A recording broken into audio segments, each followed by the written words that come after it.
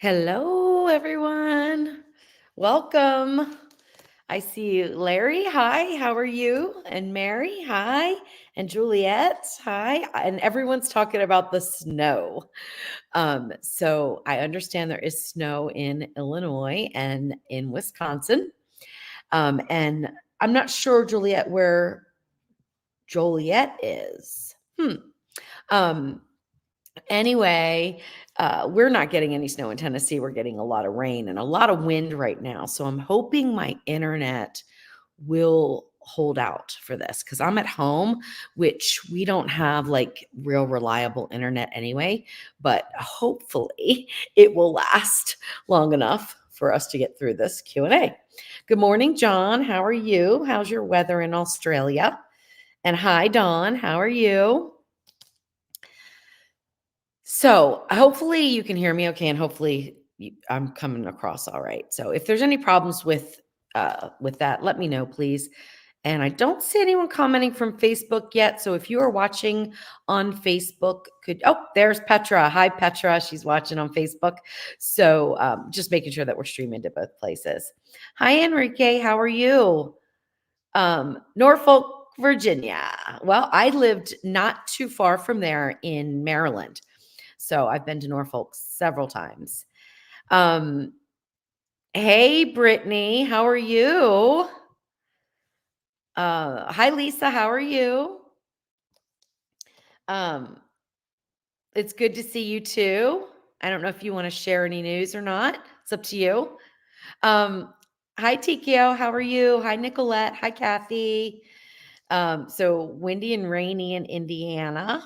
Hi, Ron. How are you? Hi, Kathy. Oh my gosh. So John over in Australia got his weather report. Oh, look, somebody just popped in. I want to definitely say hi to, but give me just a second.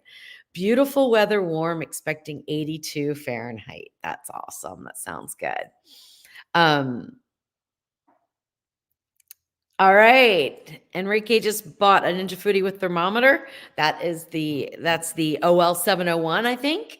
And that's great. And we have George. Hello, George.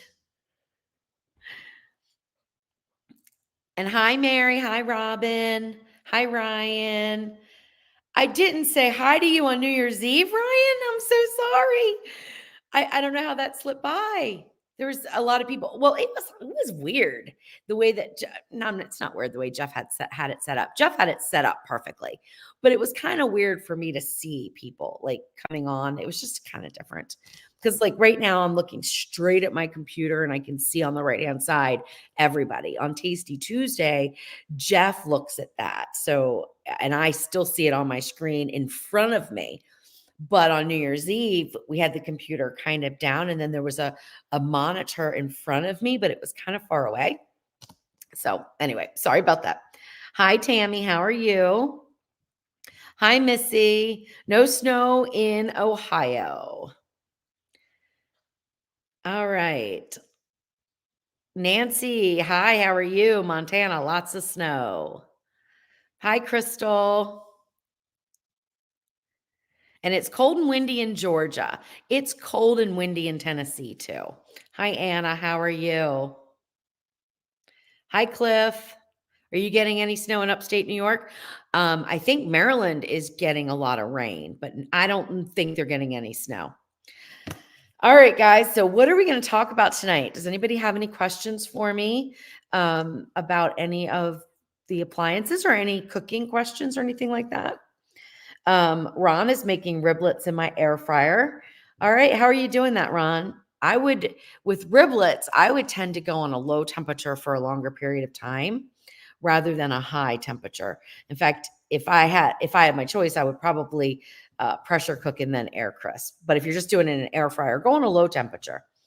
And then let them cook a little bit longer. That's going to help really render out renders out some of the fat, but it also helps to break down the connective tissues in the riblets and make them a lot more tender.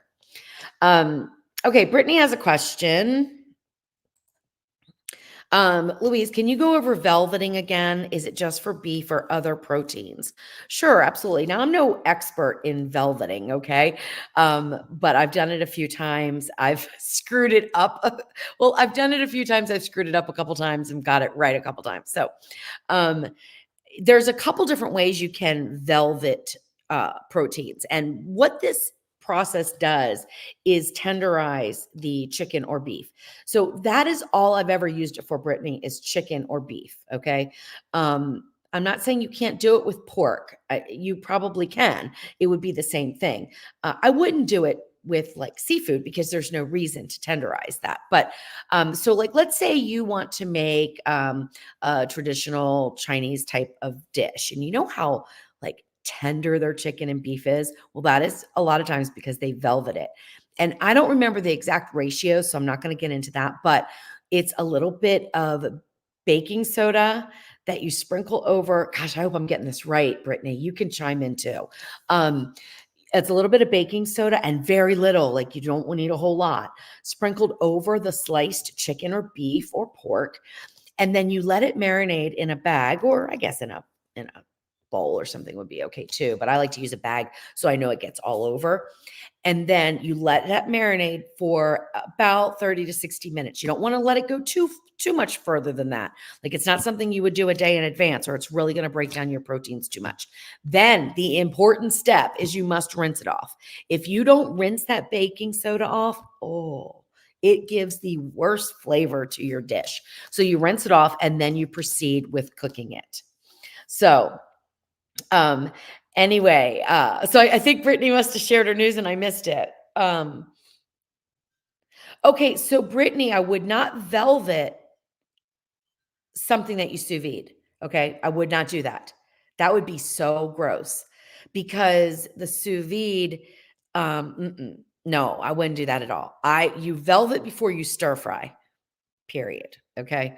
I wouldn't velvet before I well, I did actually. I did velvet before I pressure cooked. That works okay, but I would not sous vide after velveting. Okay. So that's just a little quick thing about it. So congratulations, Brittany.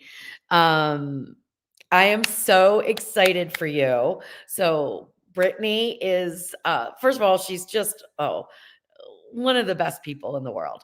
I was lucky enough, Jeff and I were lucky enough. Well, she was kind enough to invite us to her wedding. So we went and we attended her wedding. So I got to meet her in person. She is fantastic. She is just one of the most loving, sweet people I've ever met. Her entire family and all of their friends were so wonderful. And now she is pregnant. So how do I do my little things that I do? I want balloons. How do I do balloons? Somebody help me. Remind me. I know I hold it. Maybe it's this way. No, there's one way that's an insult. How do I do this? Oh, it's not working. Let's see. That should give me a thumbs up. It's not working. Did they remove this feature? I think they removed it. Oh no, there we go. There we go. Balloons. And then there's fireworks. So it's this way. Fireworks, I think. I don't know. This isn't working as well as it usually does. Maybe it's my internet. Oh, there we go. Confetti. I don't know where the fireworks are. I'm not going to keep doing it. Okay. All right. Congratulations, Brittany. All right. And hey, Jen, I don't think I said hi.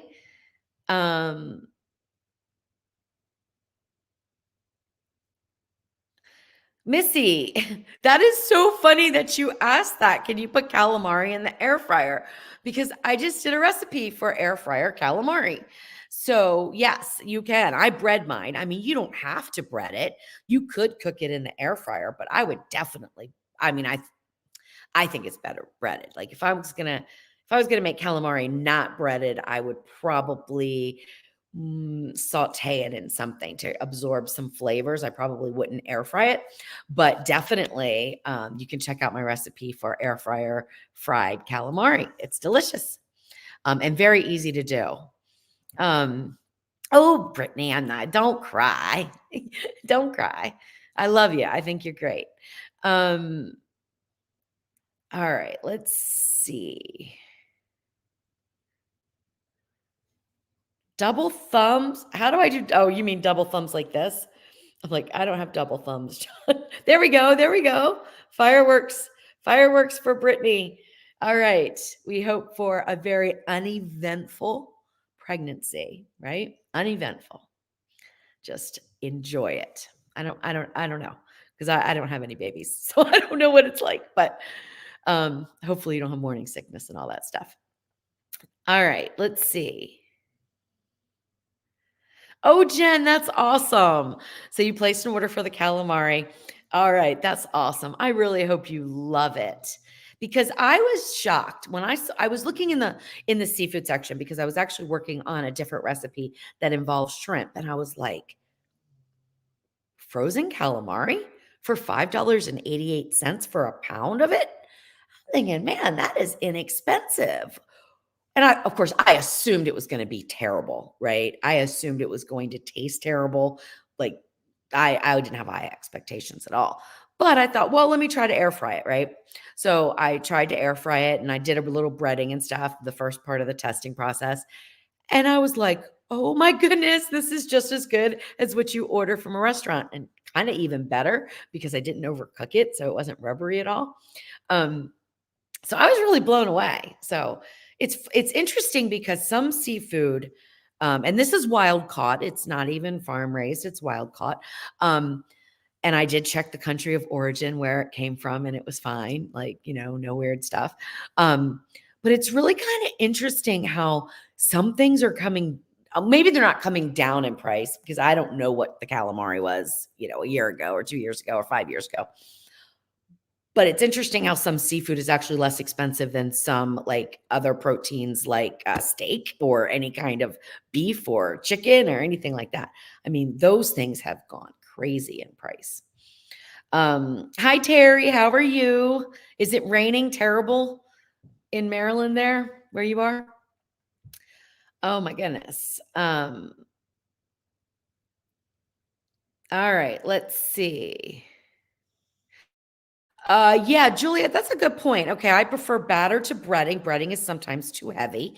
Yes, it can be, but I wouldn't worry about that with my recipes because I do a combination of panko and breadcrumbs, and it is not too heavy. And I also make sure that, like, for each different type of thing that I'm breading to air fry, I make adjustments in the way that the wet batter is so that it holds on to just enough breading. Also, a lot of times people will double bread their food before air frying. I am totally against that. I think that gives way too thick of a breading. I've tried it on several different things and I don't like it. In fact, even the calamari I tried with double breading and it's too heavy and then it kind of falls off. It just didn't work. Um, all right, let's see. Kat says after fishing with calamari, I find it difficult to eat it. I understand that. I understand that. Um, all right. And Nicolette says, I'm Greek and I don't like calamari. I've had it breaded and that's the only way, but still don't like it. Hey, I understand that too. I don't think calamari has too much flavor, really, in and of itself. I think a lot of times it's not cooked correctly or it's not prepared correctly. And what I mean by that is it's not stored correctly before cooking. I mean, it should really have pretty much no smell or no taste. Sometimes it tastes a little like or it smells a little like the ocean, but it should be a fresh ocean smell, not anything funky. So I think that has a little bit to do with it because I've had some calamari. I've smelled some calamari I wouldn't eat. Oh my goodness, Terry's telling me the Bay Bridge shut down. Wow. So that must be for winds. That's crazy. It's really windy here too. I let the dogs out before we went live and it was howling out there. Crazy. All right, let's see.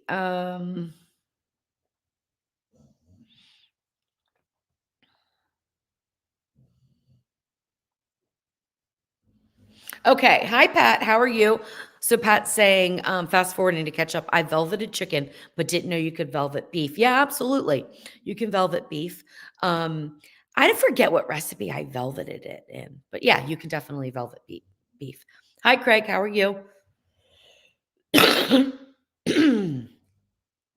Okay.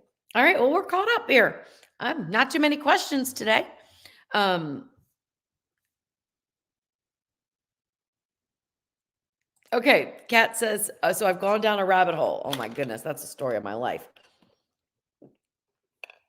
All right. Been watching all kinds of videos on how to use my new made-in pans. Now I'm watching videos on knives. Flat versus round blade and why? You have got me. I don't know that I've ever even heard or seen anyone refer to flat versus round blade. I'll have to go down that same rabbit hole and find out because I really don't know at all what the differences would be. I mean, I don't even I can't even begin to answer that because I don't know. Maybe you can share what you've learned so far.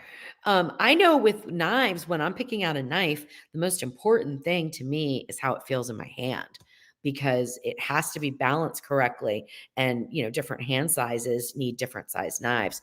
Like there's some really long chef's knives. I can't use those. They're just not balanced enough for me. Um, okay. Okay. I know what you mean now. I was thinking, it's funny because when you just read something, you just get something in your head. I was thinking that you meant like, because I didn't want to sound too stupid because I was like, how in the world would you ever cut with a rounded knife blade thinking that the bottom was rounded? But you're talking about the whole knife being rounded. So it's a rocking motion instead of a dicing motion. Okay, I can answer that a little bit. I have a little bit of an experience with this. Because my mom bought me when she was on a cruise to Alaska. She bought me this knife. I don't have it, or I would show it to you guys. I'm not sure where it is. It might be in the studio. And it is handheld at the top. It's like wooden. And then it's got this rocking blade on the bottom, and you rock it. Okay. Well, I could never get used to that. I was like, how? I mean, if you use it and you can get used to it and it feels good, yeah, great, go for it. I could never get used to that style of a knife, so I always use a flat knife, always. But that's just me. I mean, that's just me. Um,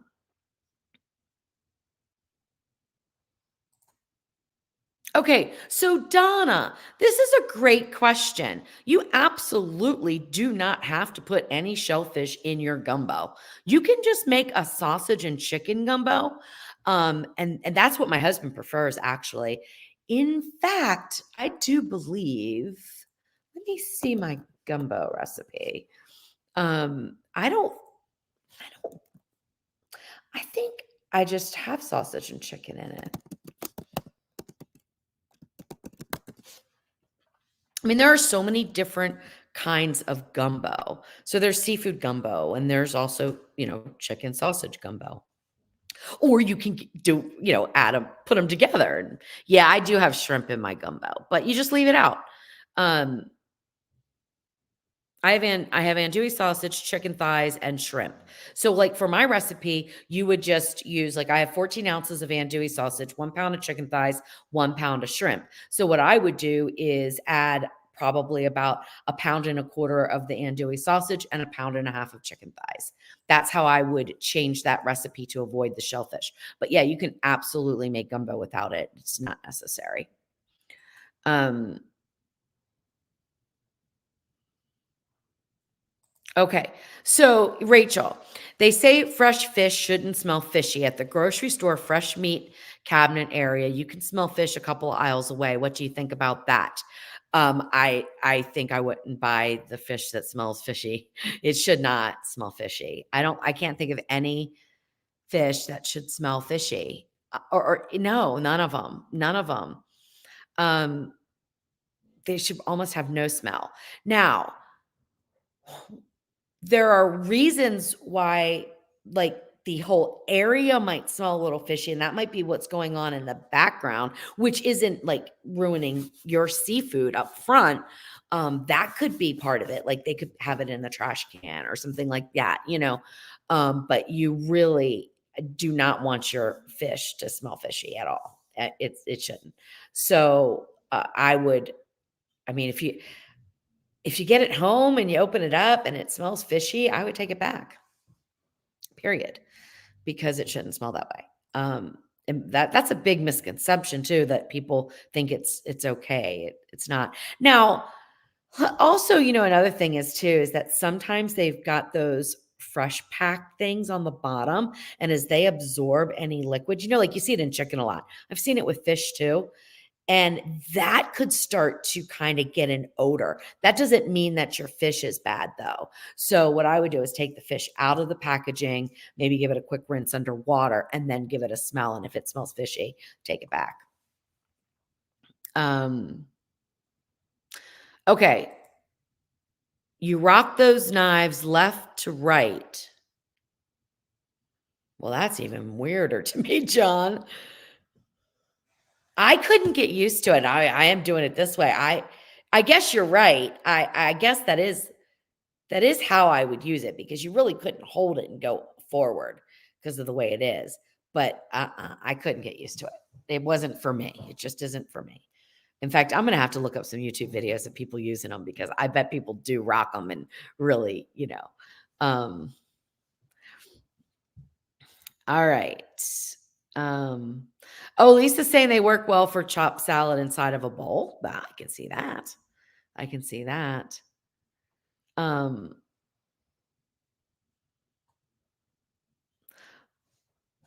All right, let's see. I'm going back up just to make sure. I thought I missed something, but Mary says my ex was a chef. I'm always asking him questions all the time now that I'm being adventurous. Awesome. Hi, Sheila. How are you? All right, let's see. Okay, April, let's talk about this. Okay. I made my last roast ever. I cooked it on the slow cooker for 12 hours and the meat was tough. I've tried putting it in the pressure cooker and everything. Ugh. Okay. First of all, I want to delve into this because I want to know exactly what cut of beef you're using for your roast and what is your goal for your roast, okay? Because there are so many different ways, so many different cuts of beef, number one, so many different ways to serve a roast. And the way you want to serve it will change the way you cook it, okay? So are you just talking about a pot roast that's simmered with vegetables and you make it with a gravy and it kind of falls apart, that kind of thing? Or are you talking about a roast that you want to slice to serve for Sunday dinner? So let's get into this a little bit. So if you let me know what cut, what size, how many pounds, and how you want to serve it, then we can talk about what you should cook it for, because you probably are just overcooking it, and that's why it's tough. Okay. Hi, Leanne. How are you? Okay, so the round knife is a ulu. I hope I said that correctly. And I personally don't care for them, so Jen is with me on that. I don't like them either. They are traditionally used to fillet fish. So you hold them sideways? Or you scrape? Oh, interesting. Okay. Well, I don't fillet fish because I don't eat that much fish. So I wouldn't even know how to do that. I don't even know how to fillet a fish. I mean, I guess I could figure it out. All right. Nicolette says, my daughter in Texas loves gumbo and boudin sausage. Yes, fishmongers smell fishy, but that's normal. That's like the juices and all that other stuff. But the fish itself should smell clean, could smell a little oceany, but not that fishy smell that we think of. That's spoiled, gross. Terry says the smelly seafood department is a turn off to me. Yeah, I know. I agree. Hi, Danny. Hello. I watch you every week. What is your go-to spice combo for salmon or fish in general? I don't have one because don't like salmon. I don't eat a lot of fish. Um, I am trying to like salmon more, but because I don't like it, my seasoning is going to be spicy Asian because I love those flavors and they, I think, go really well with salmon. But as far as a basic go-to spice, I don't have one because I don't do it enough. Um, and that is a good question. Like an all around balanced seafood blend of seasoning. I don't have one. Now, coming from Maryland, we use Old Bay a lot, but I wouldn't put Old Bay on salmon, and I wouldn't even necessarily put Old Bay on fish, to be honest with you. I put Old Bay on shrimp. I put Old Bay on crabs. I don't think I would do it on just a regular, fish. So maybe somebody else can pop in with some answers. Oh, thank you, Kat. Thank you so much. Now, I want to be clear, though, my culinary background is just self-taught. I never went to culinary school, though I would have loved to. I mean, I took the road of becoming a nurse before I really, truly understood that I just loved cooking so much. And through that, being a nurse and owning an assisted living, I was able to teach people how to cook. So that's where that kind of came in of teaching. And then I owned a restaurant. Okay. So I did have that. So that is a culinary background, right? I owned a restaurant. It was a barbecue restaurant. It was very small, started out as a food truck, ended up as a little, little takeout joint. So that is my only culinary background. Everything else is just self-taught from making a ton of mistakes more than anything. Like I'm not even a big reader, watcher, pay attentioner to anyone on what they're doing. Like I don't watch cooking shows really. I don't follow chefs really. I mean, I've got a few I like because I like their personality. I just get in the kitchen and try things and fail and then succeed and then share the recipes. So it's fun. But through all of that experience of just, doing it, you learn so much, you really do. So it's definitely an education. And if I'm stumped on something, I will seek out the answer. So like if I fail on something and I cannot get it right, like when I first started to do dry caramel is one of the easiest things in the world that you can do, but it's so weird and it's so different. The process of how the sugar clumps before it fully melts and turns to caramel, I got confused with it. Like I threw it away one time when it turned into what looked like rock candy. I thought, well, I screwed this up, threw that away. Turns out I just didn't go long enough.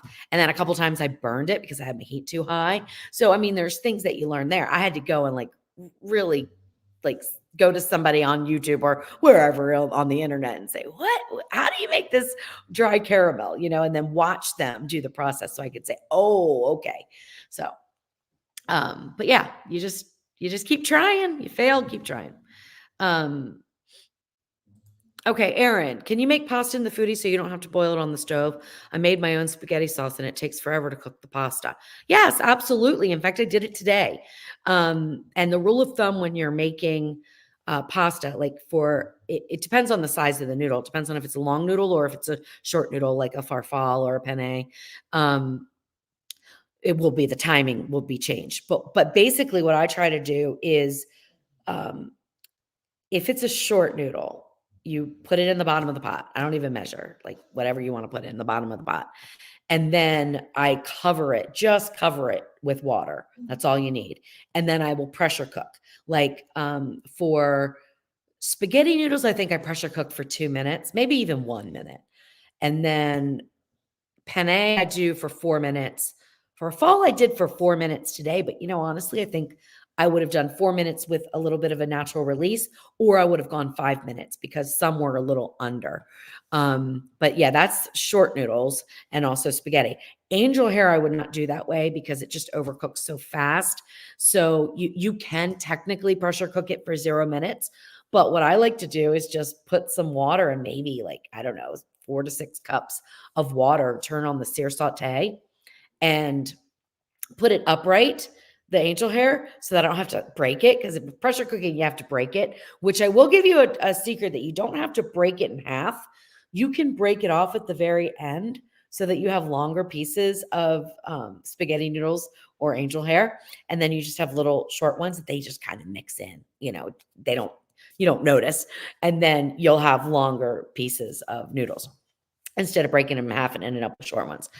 But with angel hair, a lot of the times it's just as fast to add in 4 to 6 cups of water, add in your angel hair straight up, turn on sear saute, let it start to boil a little bit. As it starts to go down in the pot, I just close the lid and I don't know, in 3 minutes, you're done. Your angel hair is done. If that, it takes no time at all. I just did that the other day. Today I did the penne because I had this idea. I was sitting in my office and I was thinking about some of my old recipes that I need to kind of revamp a little bit, like from 2015 when I didn't even know how to write a recipe and they're just horrible. And I mean, they're good recipes, but they're horribly written and they're confusing and everything else. And I remember this one that I made that had turkey and spinach and it was like a skillet type of pasta meal. And it was a combination of like a tomato sauce and a cream sauce. So kind of like a vodka sauce, but no vodka in it. And I thought, I'm craving that flavor. I don't have any turkey. I don't have any protein thawed at all, but I do have tomato paste and I do have some seasonings and I do have an onion and I have garlic and I have, some fire roasted tomatoes and I've got some cream. So I came in here and Jeff was working on the computer and he says, "What are you doing?" I said, "I'm just going to try something out." And so I decided to take a technique that I use when I make curry, which is to saute the coconut cream. So you just take the cream out, the solid part of the coconut milk, leave the milky stuff behind, and you sort of saute it a little bit, and it brings out tons of flavor. And that's what I do with a lot of my curries. So I thought I'm going to do this with tomato paste, and I'm going to see if I can make a quick but delicious sauce. And oh my gosh.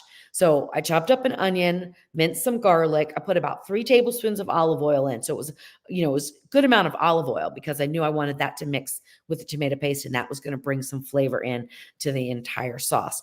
So I sauteed the onions until they were just turning translucent. Then I added in the minced garlic, went about a minute. Then I added in the tomato paste, which was like 6 ounces of tomato paste. And I sauteed that for 5 minutes.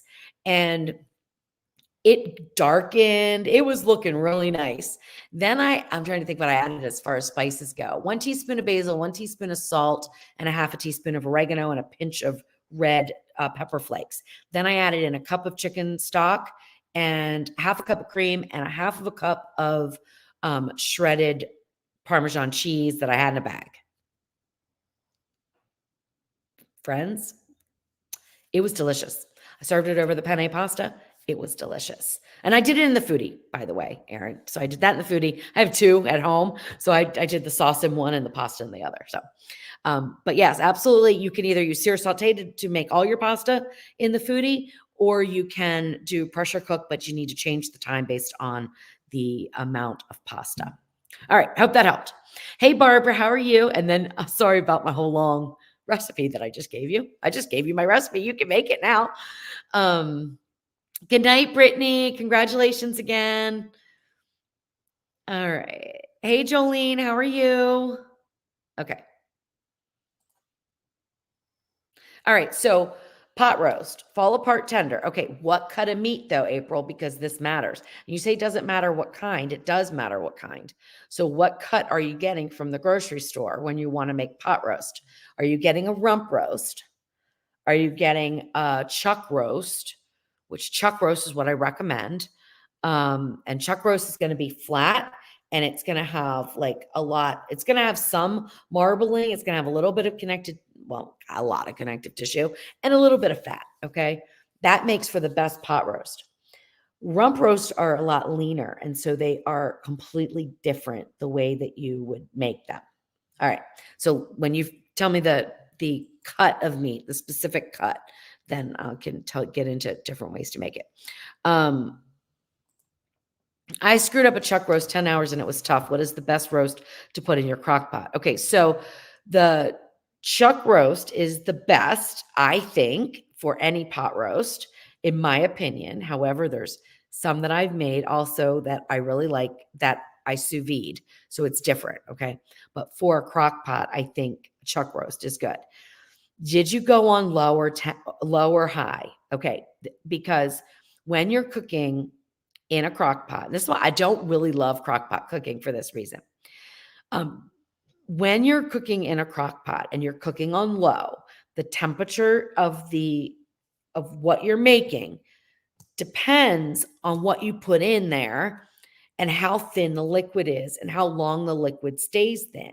So if you're dumping in a bunch of gravy packets and thicker types of things, like some people make their pot roast with tomatoes. So I'm going to go with this, even though maybe you're not doing it this way, but some people do. Like if you're using tomato sauce instead of beef broth or something like that, it's going to change the way your meat cooks. So thinner the liquid, the faster it's going to cook, break down, and tenderize. But if you go too far, you're going to have tough meat. It's going to overcook and it's going to be tough. And I find that when you're on low, you have to go longer. And sometimes you don't break down the connective tissue long enough, you don't break down the connective tissue well enough. So it's still a little tough. When you go on high and you have it on all day, you overcook it. So I recommend going on high, but not for all day, not for 10 hours, not even for 8 hours, probably 5 to 6 tops. And that depends on your slow cooker. Now in crock pots, you can probably go on low if you're using thin enough liquid. So if you just put in your vegetables with your pot roast and your beef stock or whatever, your chuck roast, I should say, because it's not really a pot roast that's just the dish name, not a cut of meat. So you put in chuck roast with your vegetables, with your broth, and you keep it thin. You could probably go on low and it probably would cook fine. But carrots also don't cook very well on low. If you've ever noticed that in a crock pot or a slow cooker, they need a little bit higher temperatures. So let's say on low, it stays around 200 degrees, right? Cooking temperature. It's just not quite hot enough. So carrots need about 210, 220 to really tenderize. So that's why a lot of people say, oh my gosh, my carrots were raw. After slow cooking them. That's the reason if you're slow cooking on low. So there's a couple of things you can do. I mean, you can start off slow cooking on high and then turn it down to low if you need to extend the time that you're slow cooking. Or you could do it the other way. You could slow cook on low while you're at work and then turn it up to high. But I am not like the big fan of slow cooking, especially pot roast for that reason. Now, I will also say that sometimes your cut of beef, even if it's a chuck roast, is just tough. Okay? It's just tough. There's nothing you can do. That's the cow. Okay? Maybe the cow was older, something caused it to be tough. And no matter what you do, it's tough. However, sous vide is also a good option, which I'm not going to get into that right now, but oh, Elaine, I'm so glad. We just had your fried shrimp. Delicious. Light amount of coating. Perfect. Yep. Okay, let's go down again. Okay, the Mezzaluna knife, never heard of that, is used more to cut pizza. I'll have to look at that. Okay, Terry's got some ideas for fish or salmon, especially Italian seasoning, lemon, salt, and pepper. Okay. That sounds good. That sounds good. All right, let's see. And a little garlic. Gotta have garlic. And Leanne also has an idea: garlic, lemon, honey, and butter for salmon. That sounds good too. And Ron says, I outcooked my culinary school teacher. Well done. Well done. Lemon pepper seasoning is good on salmon. I'll be honest with you. I cannot stand lemon pepper seasoning. I cannot stand it. I don't know why. I do not like it on anything. So you're never going to find a recipe for mine, which is kind of interesting because I do use some lemon. I know it's not lemon pepper, but it is lemon and pepper combined in one of my barbecue rubs, and it's delicious. But lemon pepper itself, I don't like it at all. Okay, Donna's got an idea for salmon seasoning. It's from Chef Paul Prudhomme's Magic Seasoning Blends. So people can look that up. You won't be able to click the link, but you can look that up if you want to. Magic Seasoning Blends. Blackened redfish magic seasoning. Okay, that's the other thing. I don't like anything blackened. I don't know why. I'm just weird. That's all. Oh, okay. Lorraine received a sous vide for Christmas. What do you recommend my first meat in it? I'm nervous. Okay, don't be nervous. There's a lot of websites out there for sous vide cooking. I recommend, of course, mine, right? I've got some recipes for sous vide cooking, which is exactly the same. You're going to do things exactly the same with the circulator sous vide that you would in the Ninja Foodi. It's perfectly fine. It's the same thing. We just don't have our water circulating, and you will, but that's fine. So Serious Eats is another one that I trust for sous vide cooking. So I do a lot. I look up them a lot.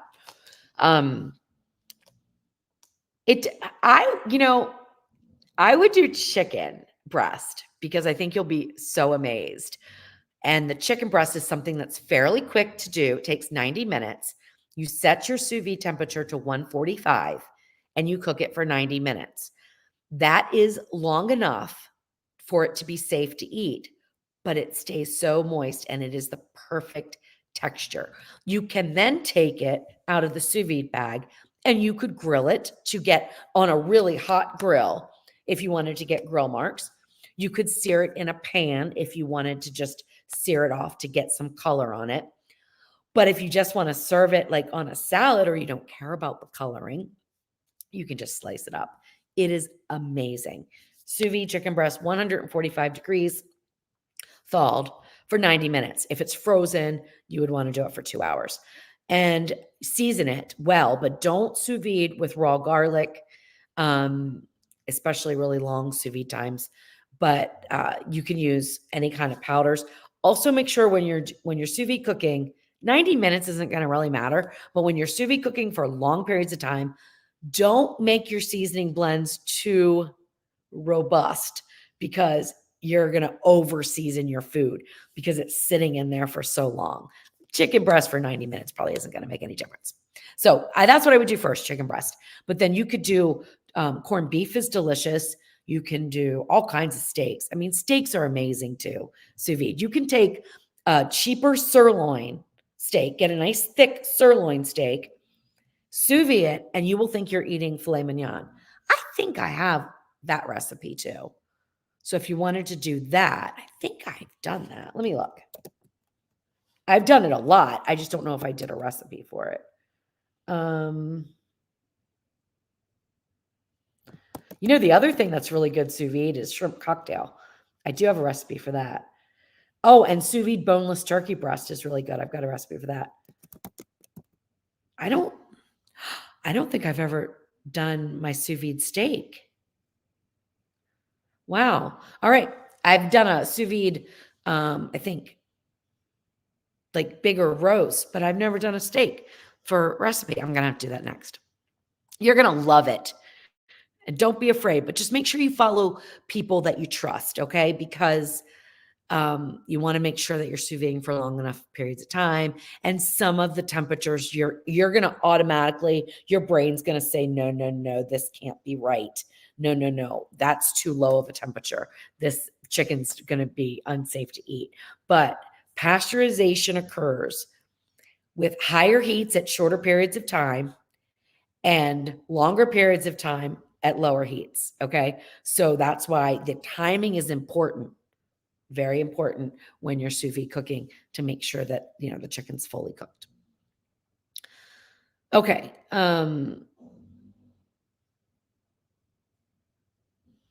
All right. Let's see.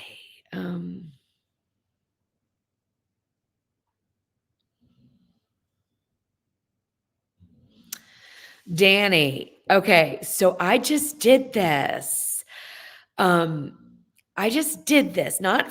on, I don't have a recipe for it yet, but I've been trying different seasoning blends of my own, things I'm making up. And I think I just got the rotisserie seasoning down that I really love. So I'll be able to, and I did it with Cornish game hens. So you're going to see a recipe coming out for air fryer Cornish game hens. And that is the rub that I use. Um, now, as far as a rotisserie chicken goes, you can do that with steam crisp. I think it's steam crisp, might be steam bake.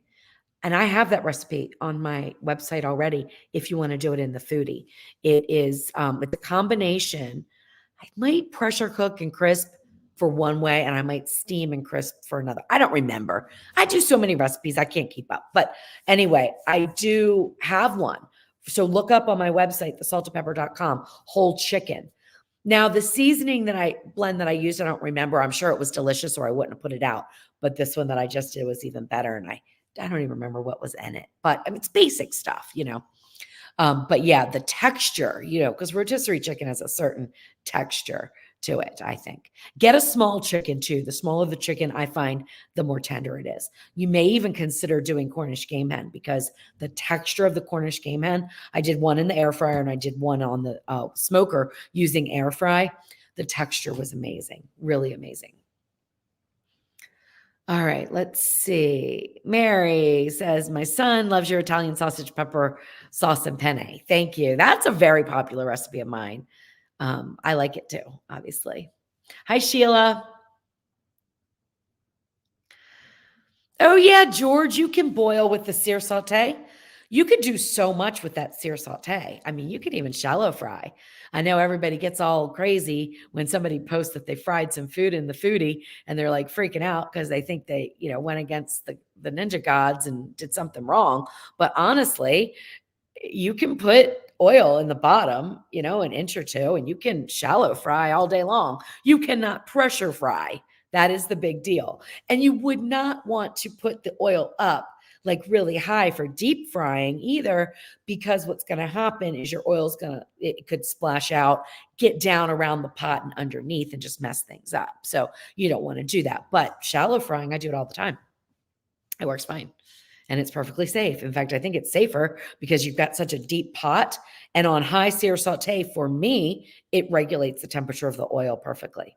With stovetop frying, even shallow frying, can be a little tough, especially if you have electric, because at least with gas, when you turn it off, that heat's gone. With electric, it's still there, for a while. But with the Ninja Foodi, I find it to be kind of nice to work with. So yeah, I do a lot of things. You can poach in the Ninja Foodi with sear saute, boil. Don't you have my course, George? If you have my online course, I go through, I think there's 12 different cooking techniques that I use with sear saute that a lot of people don't think about doing. And it really makes it nice. Okay. Jolene says you have like 20 foodies. I'm sure I do, probably. I mean, I couldn't even count them up. I've got 2 Ninja Foodies here. Now, if you count all the appliances, you're like, gosh knows how much. But I have 2 here. I've got my 2 originals in my closet because they still work. Not my clothes closet. It's an actual like appliance closet, but they're in the closet because they still work. They're all decorated up, so I'm like, I'm not going to get rid of those. I'll bring those out one time, cook with them just for a little nostalgia. Right. Yeah, I've got a lot, but I don't think I have 20 Ninja Foodies though. I don't think so. Not pressure cookers and air crispers.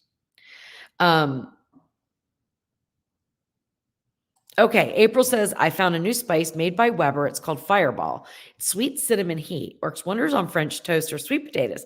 That sounds really interesting. Sweet potatoes are made with salmon with Grill Mates brown sugar bourbon seasoning. Yeah, that's good. That cinnamon sounds interesting.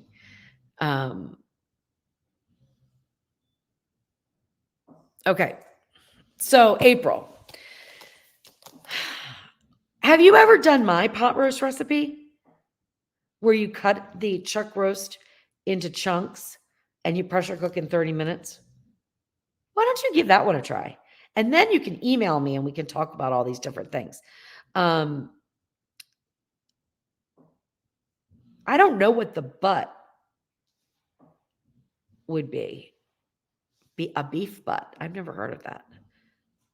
I've never heard of that. But the rump roast is that's not my favorite, honestly. The shoulder probably would, but chuck is my go-to for a pot roast. I think it's the most consistent delivering piece of meat for a pot roast. All right, let's keep going here. Oh, Crystal. Oh gosh, speaking of grating, I don't know if you could still see. Oh, I think it's, oh no, it's not healed yet.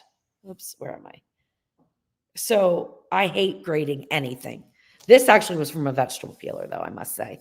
I don't like vegetable peeling too, either, because I go so fast and I overshot and I went right over my thumb knuckle. Anyways, they're easy way to grate chocolate almond bark. Don't know if I can use my food processor, so I thought I would ask you to see what you thought. Well, if you have a food processor that has a grating attachment, you could probably freeze it and then grate it. That would probably work. I definitely would make sure it's frozen before you grate it, because that's going to help a whole lot.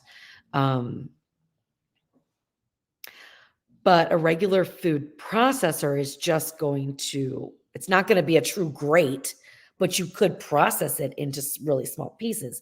So that depends on what you're using it for, right? But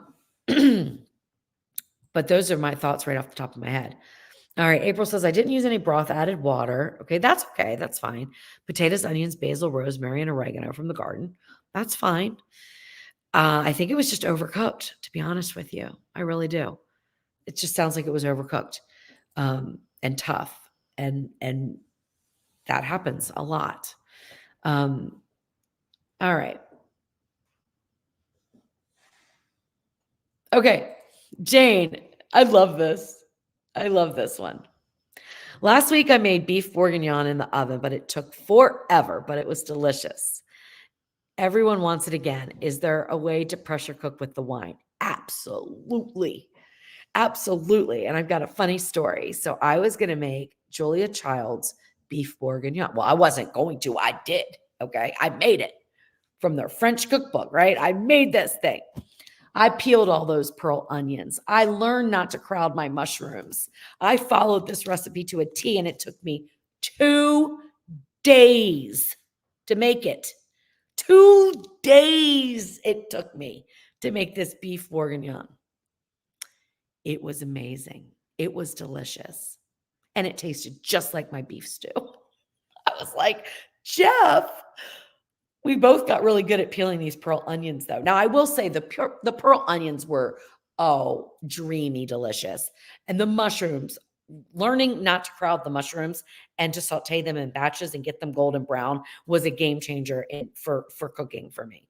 This, I probably made this 2 years into my marriage, like 2010, maybe.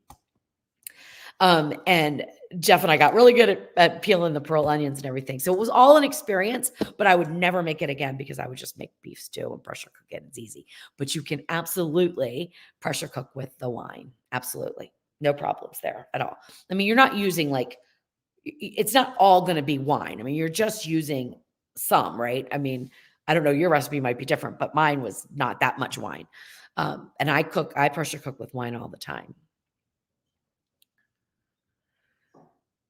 Okay. Okay, that's interesting. It had 2 bones in it. I had it on low, came home for lunch, and it was still frozen, so I put it on high. I tossed out the wrapper, so I don't know what type of meat. So, did you take a temperature of the meat before you served it? Because you want, for a pot roast, you want your temperature of your beef to be about 205 degrees internally, so that it is tender. Okay. So it's fall apart tender. Because it was frozen, now this adds a whole nother dimension. Okay.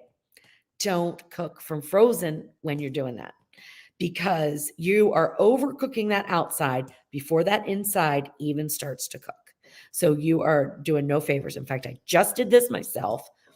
You can Air fry from frozen. There are certain things you can do from frozen, okay? I'm not saying never do it. But in this case, if you're not having a good outcome, the first thing I would do is thaw the meat first. Absolutely, 100%. Take it out the night before, whatever, 2 days before. I just did this. I had frozen chicken breast. I was doing an experiment in the Ninja Combi. I was going to make some kind of a Mexican bake. The reason being is because I had some odds and ends in my refrigerator that I needed to use up, and I was hungry, and I thought, oh, let me try the combi out to do something with rice and then chicken and blah, blah, blah. And I used frozen. And even though it was cooked fine and all that kind of stuff, it was tough. And it wasn't because of the combi. It was because it was frozen, and it was overcooking on the outside before the inside was cooking. So I had to cook it longer, right, to get it cooked all the way through, because it was still frozen and kind of raw in the middle. And then it just overcooks, and then it's just tough and gross. That's probably what's happening there. So thaw the meat first, sear it really well, and then you'll have much better results, I think. Okay.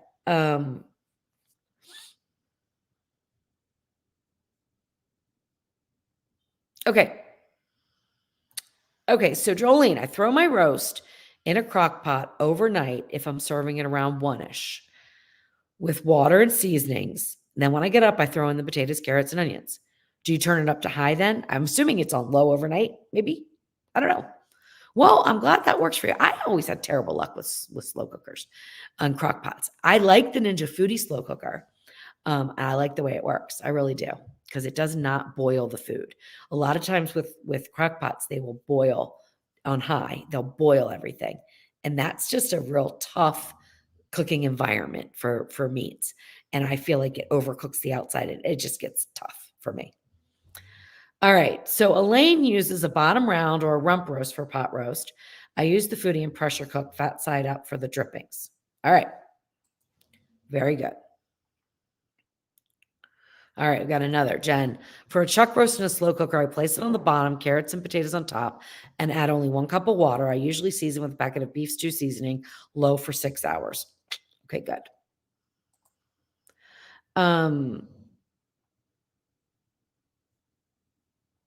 Oh, Kat, that's interesting. One great thing to do with the crock pot is to caramelize onions. I fill mine to the top and let it cook overnight until they are brown and really good. What do? I air fry mine. No. What did I do recently to caramelize onions? I don't remember. I did something different. Maybe I did crock pot. Let me see. I don't remember now. I got to look. Well, I can't even find it. Apparently, I didn't call it caramelized onions. What did I do? Somebody help me out. Air fryer mushrooms, onions. That's not what I'm talking about, though. That was air fried. Well, maybe I'm thinking of something else. Or maybe I tried that and it didn't work. I don't remember. Okay. Moving on. All right. Barbara's got a suggestion for salmon. I love butter and pecans on salmon and then do it in the microwave. I am not a fan of microwave cooking. I never have been. Nicolette uses Greek seasoning.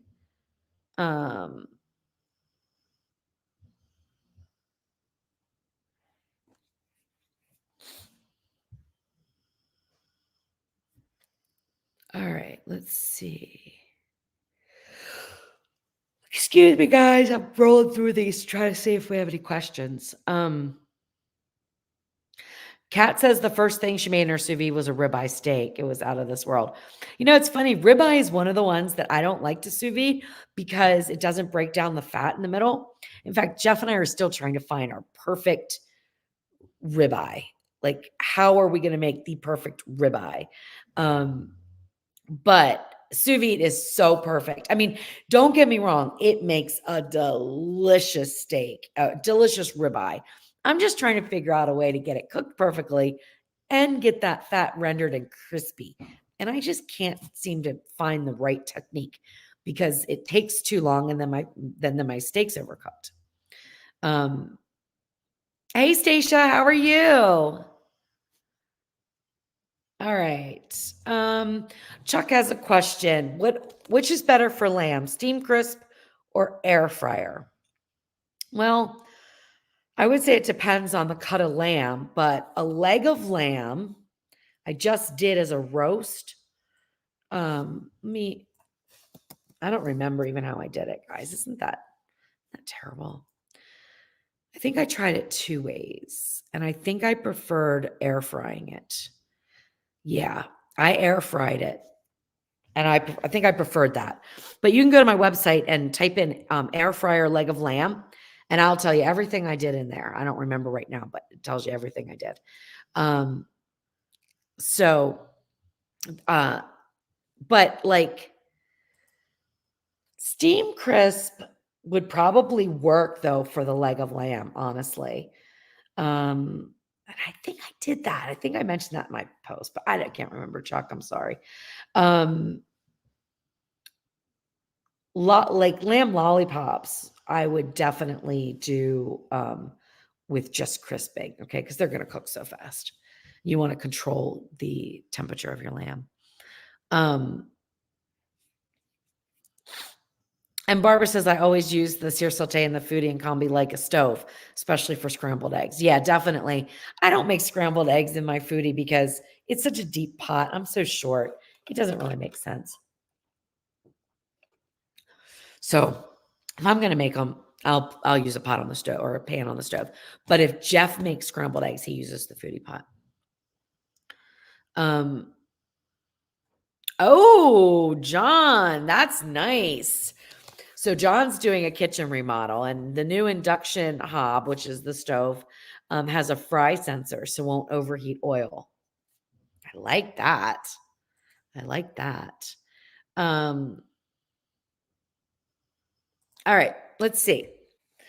Have a question that you probably don't get asked very often. All of the Ninja Food I think you're saying, are all of the Ninja Foodies touchscreen or do they have push buttons? Have an Instant Pot, thinking of switching.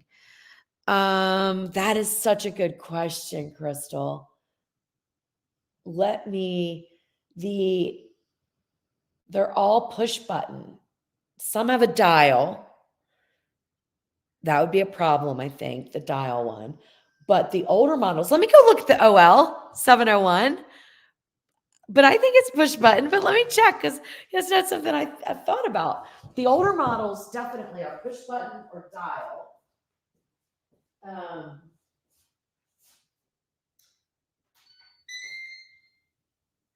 So the new one is dial with arrows up and down, which I don't know. That probably wouldn't be too difficult because it defaults to, with the lid open, it defaults to sear saute. So you would be able to dial it, click, click, click. So you would know which setting you were on. The other ones are push buttons. But the OL is kind of combination of a dial and up and down arrows. The right side controls, I think, the temperature. I forgot that quick.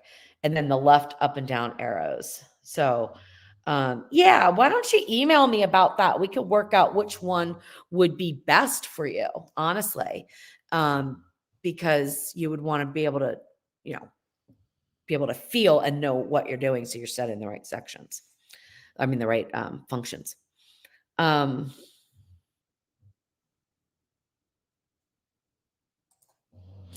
George, yeah, I do go over boiling. I know I do. I'm positive I do. But anyway, now you know, so now you can boil with it all day long. Like you can make soups just using sear saute. It's just like a big pot on the stove, period. And you've got so many different settings, so you can go from low up to high. So it works really well.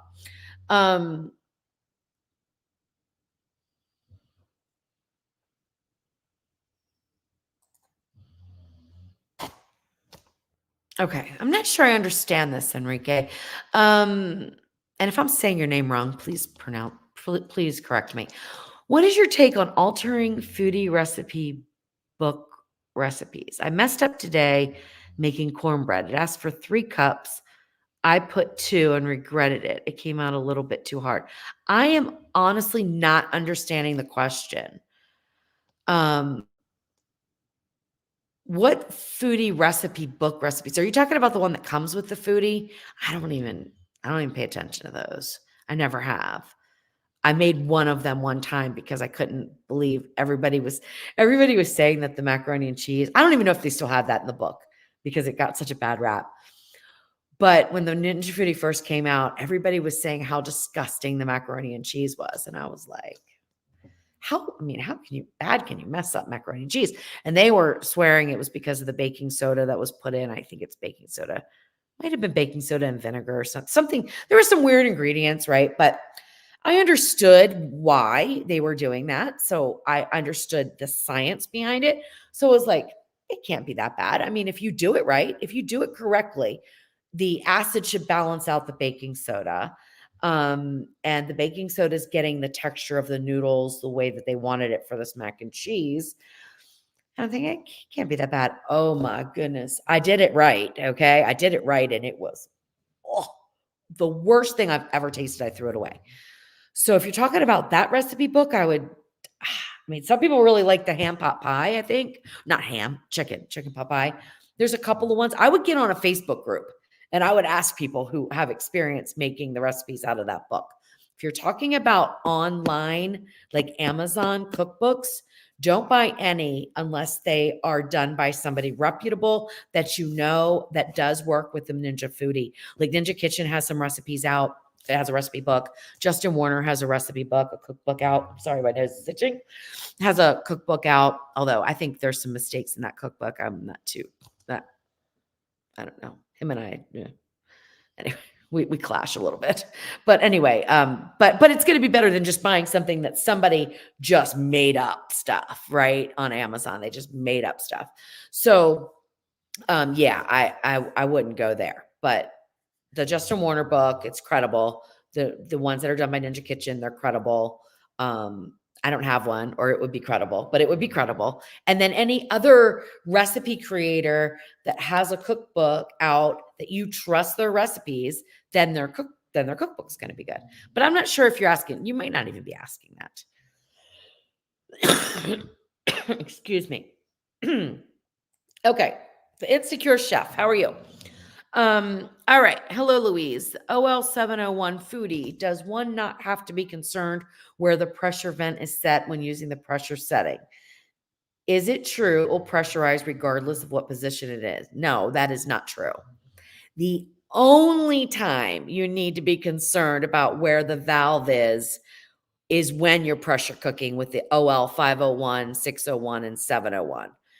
Any other function, it makes no difference. You can have it set to seal because the vents are in the lid.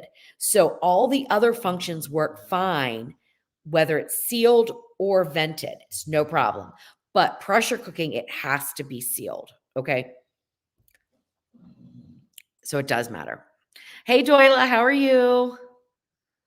All right, let's see. Okay, this is good.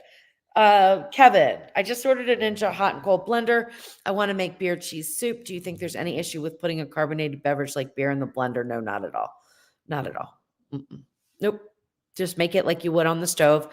And I mean, obviously, how much you're going to add in if you're going to start whipping it up right away, you might end up overflowing it. So you need to be careful, but it's not like going to be an issue with the machine. You may want to heat it on just a manual setting. And I have a complete guide on my website. So if you go to my website and you look up Ninja Foodi hot and cold blender guide, or if you Google it, even it should come to my guide. And I broke down every single setting so that you know when it spins and when it's heating. Okay. For the heat settings. And you could pick one that does more heating and a lot less spinning. Okay.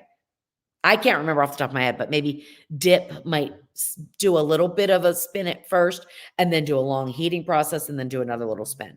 Or you could just do manual cook, which is probably what I would do with that, just to be on the safe side so that you don't stir it all up and get it, bubbling too much. Then once it's heated and everything, the carbonation is going to go away, and you can blend it up at the end. All right. Let's see.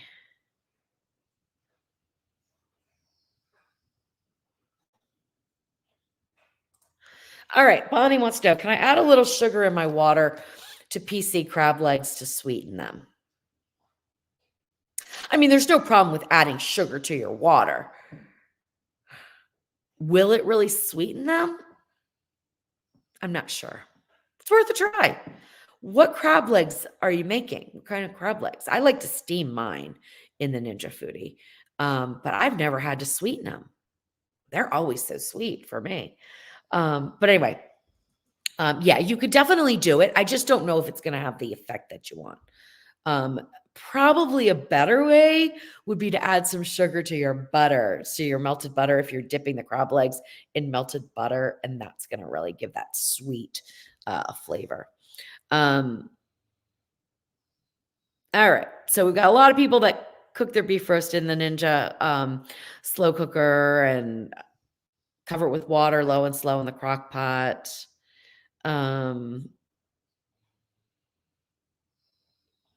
Leanna, no, it was something I did recently. So we're talking about the caramelized onions. It's something I did recently.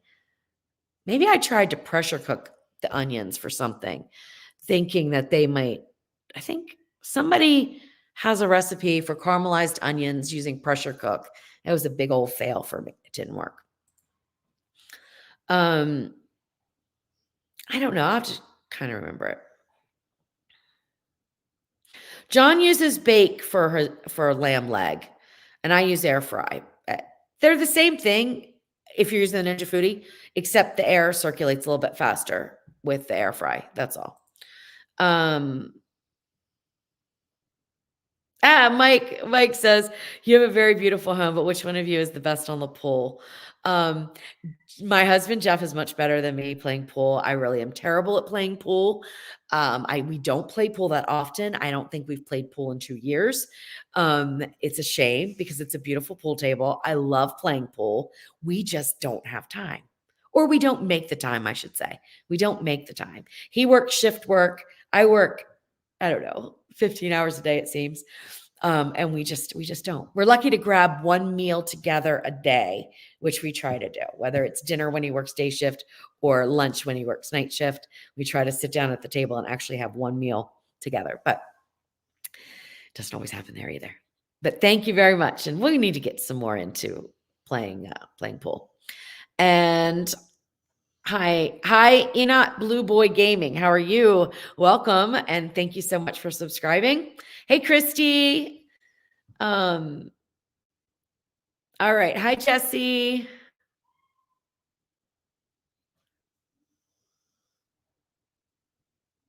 Okay. Here we go.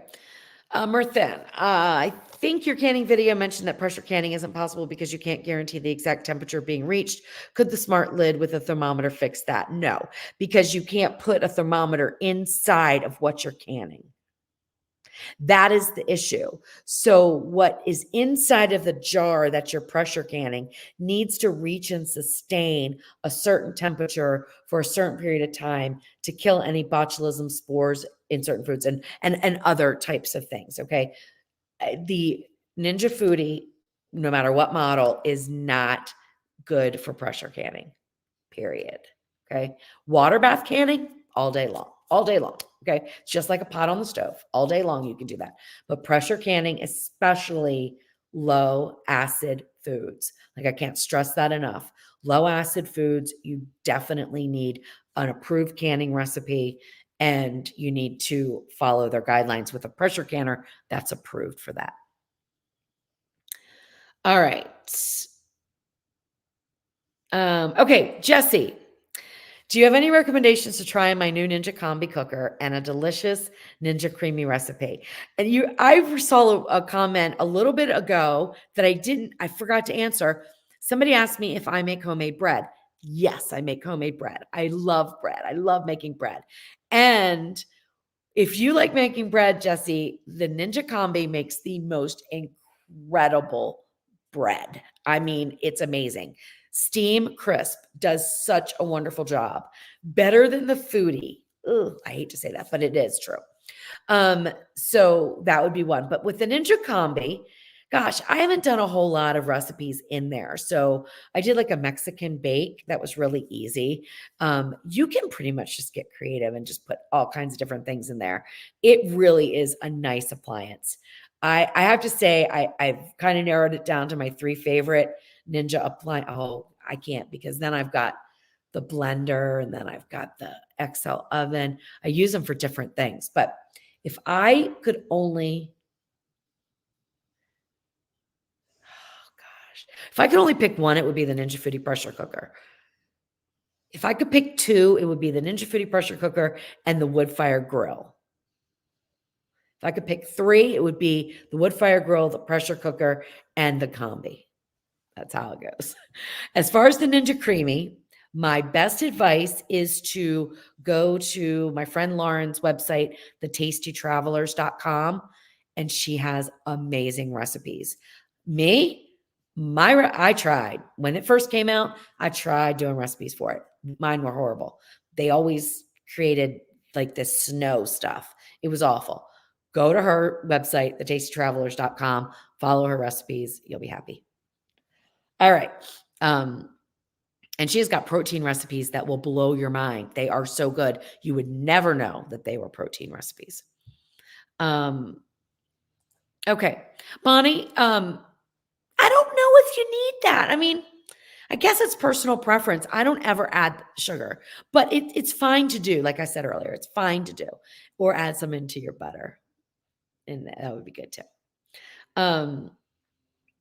Jolene says the cats are the best pool players in the house. That is true. That is true.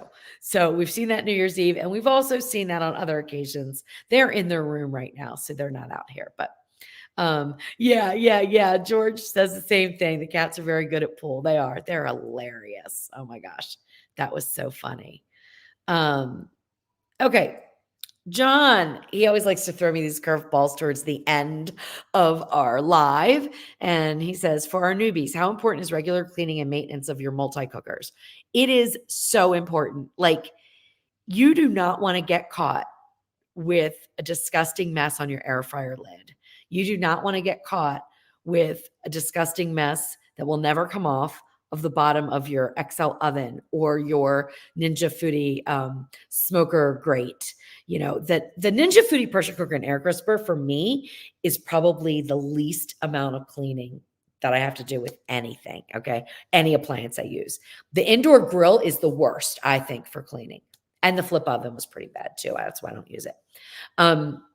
But the Ninja Foodi, the cleaning regimen that you want to get into is basically, if you're air frying anything fatty, first of all, try to lower it in the pot.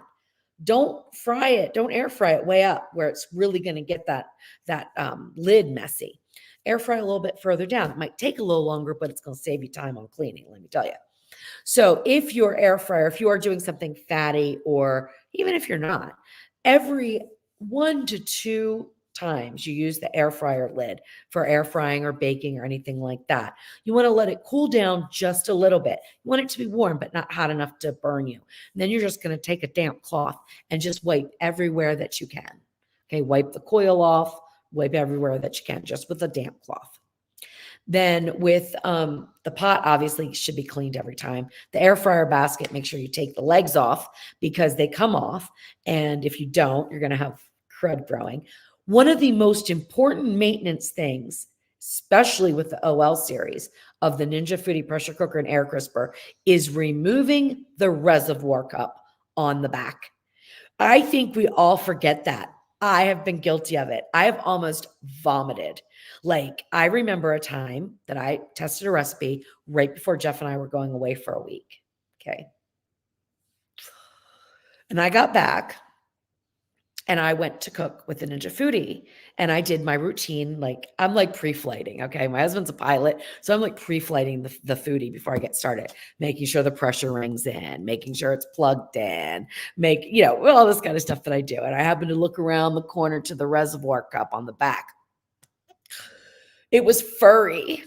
Oh, it was furry. It was so gross. I had to bleach it, soak it, dishwasher it. It was so gross. So clean that reservoir.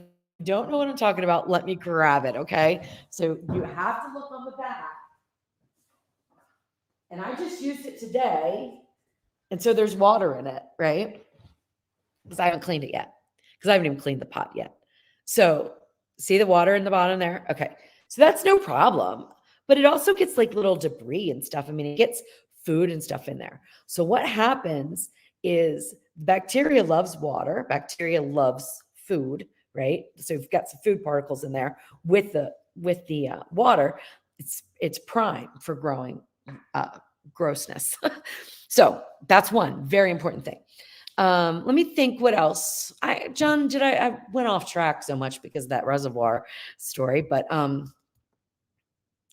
the more you maintenance clean, the less you have to deep clean. And deep cleaning can be time consuming and hard to do. So definitely keep up with it. Don't let it get too bad. I see some people that have let it get pretty bad. And, and let me say another thing. Because some people let it get pretty bad and then they're freaking out. Okay.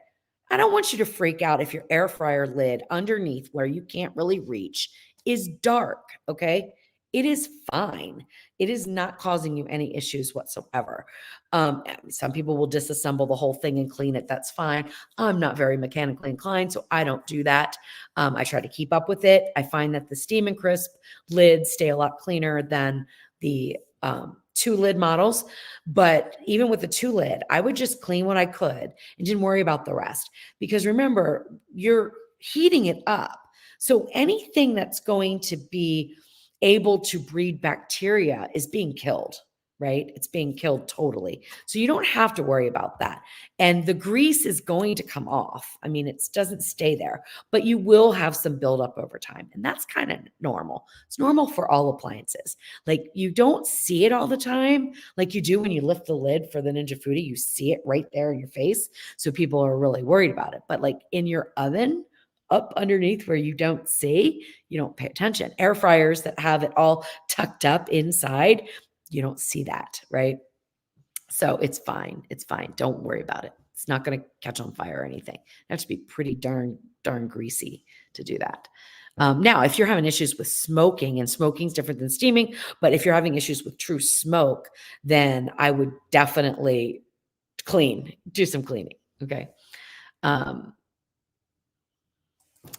Crystal, Louise, just want to say thank you so much for your kindness. Oh, thank you. You're such a blessing to me, and I really appreciate you, and I'm so thankful you're my friend. Well, Crystal, I appreciate you, and I'm thankful that you're my friend as well. All right. Can I make yogurt in the 8-quart 2-lid model? If so, if there's a recipe, I couldn't find one on your site. Yes, homemade yogurt in the Ninja Foodi. It is on my website. The 2-lid model. Do you have dehydrate? I know what you're talking about. Oh, I'm so silly. You can, if you have the yogurt function.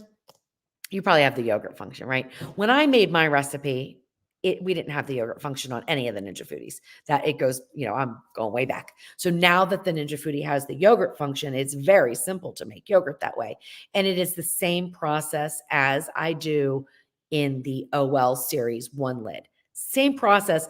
Yours just might need to be set a little differently. And Lorraine, if you have my Ninja Foodi online course, I go over how to make it in the 2-lid model. I make it in the 2-lid model. I also make a vegan yogurt. I think it's vegan. Yeah, vegan yogurt in there, which is a lot different and kind of tricky. But it is as simple as setting your yogurt function correctly, which isn't always that simple, but making the yogurt is that simple. But figuring out, because there's different models. Some of the 8 quarts have a combination slow cook and yogurt setting. So you have to make sure you're on yogurt. Then you have to make sure you're on the boil phase if you're making a traditional boiled milk, like you're just getting regular whole milk or 2% milk from the store that's not ultra pasteurized, just pasteurized. You need to boil it. So you need to be on the setting where it's going to boil first. And then if you're using Fairlife, you need to change that to just the ferment setting. So basically, real quick, I'll just run this down. Once you figure out how to get to your yogurt setting, and you want to toggle a little bit, sometimes it's with a dial, sometimes it's with the up and down arrows, depends on your model. Get familiar with where it'll say boil and ferment, okay? Those are the two things that it does. Make sure if you need to boil the milk first before adding your starter, you hit boil and then you hit start. You pour in your milk, you hit start. It boils it, then it shuts off, lets it cool down to the right temperature. Then it'll prompt you to add your starter. You whisk in your starter, you hit start again, and it automatically goes to the ferment stage. If you're doing cold start yogurt, which is with ultra pasteurized milk, one of the most common brands is Fairlife. You can skip the boiling because it's ultra pasteurized, and you can skip the boiling only if your Fairlife milk is unopened. Once you open your Fairlife milk, so if you buy it from the store, you open it up, you have a bowl of cereal, you put it back in your refrigerator, you have to boil it to make yogurt. This is for safety. This is for microorganisms and stuff. So it's important. But if it's brand new, open up, you pour it in, then you want to make sure you're on the ferment setting. So you pour in your milk, you mix in your starter, ferment, start. The amount of time that you ferment for will depend on how tangy you want the yogurt. I find between 6 and 8 hours is usually a good time. So that's it in a nutshell, but I know it is individual for each machine. I'm happy to help you if you want to email me, Louise at the Salt and Pepper. Make sure you give me your model number, and then I can tell you exactly what sequence to go in. Okay.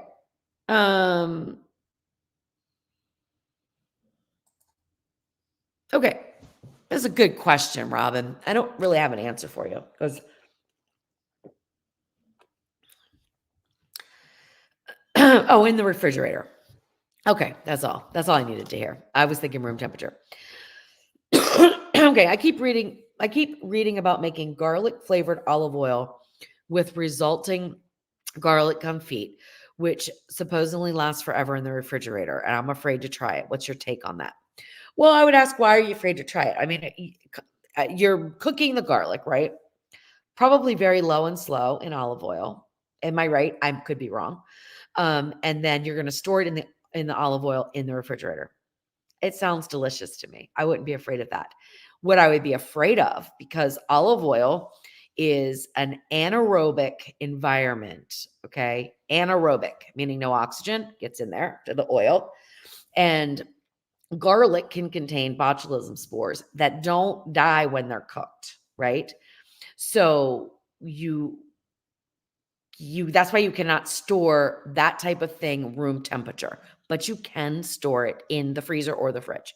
And then just take it out when you want to use it. It's going to be fine, but you can't store it on the counter. That's the big thing. That's why you can't sous vide with garlic, okay? Because raw garlic or even cooked garlic, I think.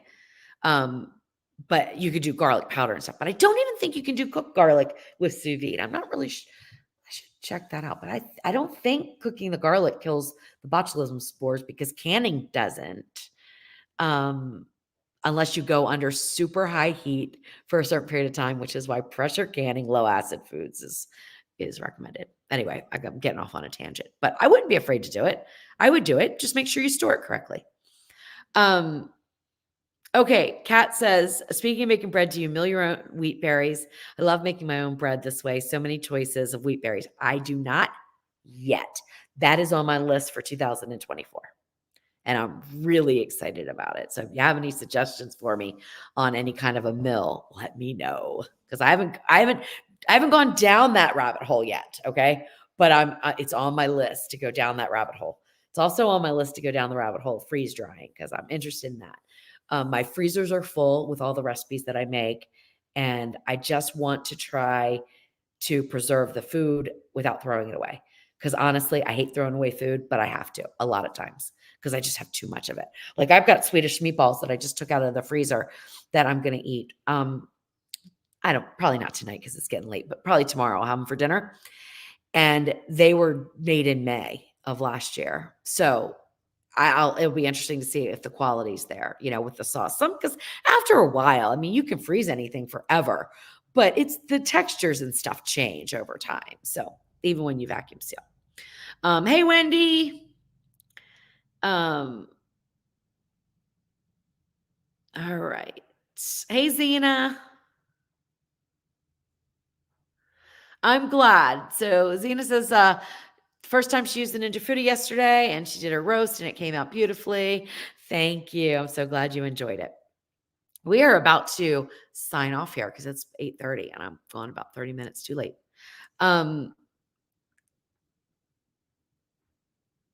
Yeah, Bonnie, absolutely. Water bath canning and then Ninja Foodi works fine. Perfectly fine. Oh, right. Somebody else did the air fryer shrimp tonight too. Isn't that a coincidence? So I hope you liked them. You're giving me the claps, so I'm hoping you liked them, Wendy. All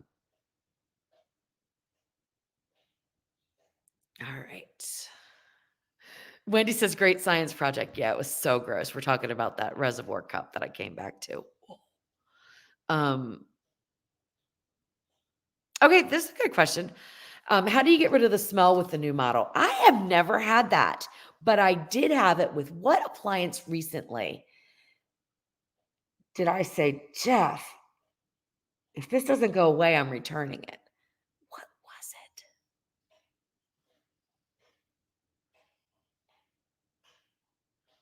I can't remember, but I've never had that smell, and I know exactly what you're talking about with the Ninja Foodi. I've never had it. What I would do is I would probably pressure cook. If you're talking about the Ninja Foodi pressure cooker and air crisper, I'm just going to assume you are. But if you're not, then tell me which appliance it is. I would pressure cook with water, do your water test. And then with the water in, I would broil for 15, 20 minutes. Okay. That's what I would do. And then take the water out and broil again for 10 minutes. That's what I would do. All right.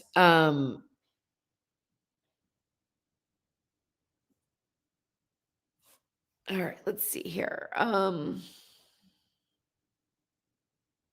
George, yes. So that's the thing. Don't know if this is true or not, but I read that if you dismantle the fan area, it can throw out of balance the fan. So just leave it alone and wipe the available surfaces. That is exactly right. So people have taken it apart, they've gotten it back, but the fan is unbalanced. And if you can think, first of all, if you have a Ninja Foodi pressure cooker and air crisper, you already know that the fan's pretty loud, right? So imagine if it's off balance. Oh my gosh, it's so loud. So imagine a ceiling fan. If one of the blades becomes unbalanced, it rocks, it moves, and it makes terrible noise. That's the same thing that's going to happen. So, I mean, it's possible to do, but I've never done it. I've never done it. Okay. Wendy wants to know if I'm an officiate for, maybe you mean affiliate for Ninja Foodi. I am not an affiliate for Ninja Kitchen, but I do have affiliate links that work with all different websites. Okay. But I am not an affiliate for them. So they do not pay me. I didn't sign up for their affiliate program because the rules were very strange and I didn't like it. They tell you what to do, and nobody tells me what to do. So that didn't go very well. I was like, oh no. Jeff said, can you imagine? Like they're telling you how often you have to post things. I'm like, no, they're not going to tell me anything. That's a good question, Wendy. How long is olive oil good for at room temp? If there's no additives in it, it can still go. Oils can go rancid, but olive oil has a pretty long shelf life. I don't know the exact answer. Let's Google. How long does olive oil last at room temp? Let's see. 6 months is what they say. Now, have I had some olive oil for a year, 2, 3? Yeah, absolutely. Plain olive oil I find lasts a lot longer. Now I've got some other type of infused oils that I can tell after even 3-4 months, they're not the same and they become a little bitter and rancid. So I throw those out. Okay. The recipes you do now using the 1 lid, we can't do them in the 2 lid, right? That is not correct. You can do any of my recipes in either appliance. There is no difference between the 1 lid and the 2 lid. And when I do a recipe for steam crisp or steam bake, which is a function not available on the 2 lids, you still can do them. And I usually test them that way and write it in my recipe how to do it. So it's just a little bit different because you got to switch your lids, but you can do everything in your 2 lid. All my recipes will work in the 2 lid. If for some reason it didn't, like I tested and it didn't, I would disclaim that on the recipe itself. So please don't ever worry about what model you have or anything like that. They're going to work out. And if you ever have any questions about that, you can always message me. You can always send me an email, louise@thesaltedpepper.com. Okay. Happy New Year, Annie.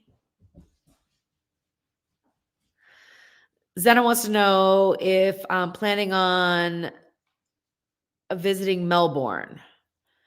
Not anytime soon. No. All right. Sorry about that. I'm a little distracted right now my dogs are being weird. They're like lined up in the hallway and they're lined up one after the other, except for George. Where's George? So I got 2 dogs lined. Oh, I bet you George went to bed. George went to bed. And so my other ones are lined up in the hallway, like ready to go to bed. They want to go to bed. My gosh, that's so funny. My dogs are hilarious.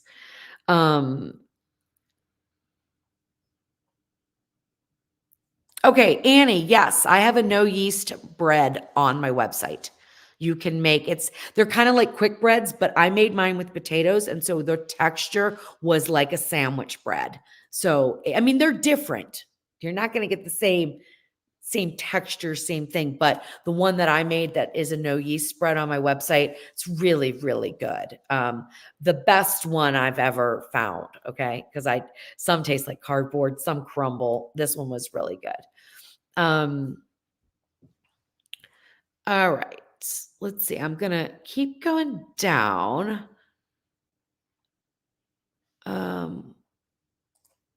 Okay, Jolene, this is a really good question because I do all kinds of different things. So when you bake bread in the foodie, do you place it in a pan?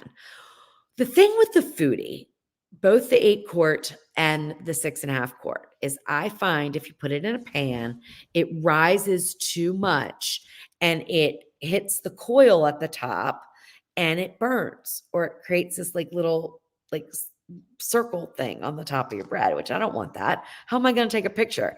I can't take a picture and say, "Hey guys, this is a perfect loaf of bread," and it looks like it was sat on on the element of an electric stove, right? That's what it looks like. So I don't usually use a pan because even that little extra bit of height makes it happen. Of course, you can also decrease your recipe amounts. Okay. So there's ways around it. So you can bake it in a pan.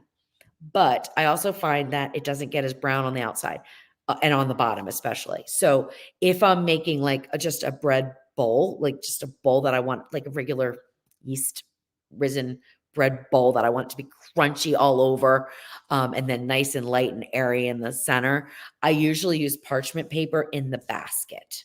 Okay. And then I make sure that I don't use more than 3 cups of flour in my recipe. Okay. Because then it won't rise up too high. But you can do it in a pan. And so I don't want to say that you absolutely can't. The combi works really good in a pan though. You get the browning underneath and everything. It works really well. All right. The name, Wendy, of the potato bread recipe, which is not really potato bread, it is a no yeast bread, but I do use potatoes, is probably something real simple like no yeast bread. That's it. No yeast bread in the Ninja Foodi. So let me, I can copy that one for you. I'll put it in the thing. A lot of people don't like to mess with yeast. Now, you cannot get the same results without yeast. It's different, but it's still delicious. And it's really good for sandwiches and good for toasting and that kind of stuff. And Kat says, I'm such a traditional cook that I'm afraid of the foodie. Don't be, no, quiet time. Okay. Kat, there is nobody that was more traditional of a cook than me. Nobody. Didn't like the crock pot. Didn't use I tried to like the Instant Pot. I tried to use a pressure cooker. And I'm not slamming Instant Pot. I don't mean that at all. I just mean I tried to use a pressure cooker. I hated everything that came out of it. Trying to think what other appliances. Like I had an indoor grill before Ninja. Hated it. Thought it was terrible. Didn't work. So I always stove, oven, no microwave either. Like no microwave. Stove, oven. Okay. Period. Long way around. Took me forever to do things, but I was old-fashioned and just a traditional cook. Somebody told me to get the Ninja Foodi, that they thought it would be amazing, that everybody's raving about it, and I thought, no, not for me. Oh, I wouldn't even get an air fryer because I'm like, it's going to be it's like a convection oven. I have convection in my oven. I don't need an air fryer. It's not going to work. That was me. Okay. Fast forward 4 years. The Ninja Foodi is my go-to appliance. It is amazing. It does everything so much easier, so much faster with really good results. I love air frying now. I love everything, okay, about the Ninja Foodi. Get one, try it out. I'm not a fan of Instant Pot either, Kat. Get the Ninja Foodi. Follow some of my recipes. You will be amazed. Amazed. All right. And if you aren't, then you can let me know and I'll pay for it, right? Because I really think you're going to like it. All right. All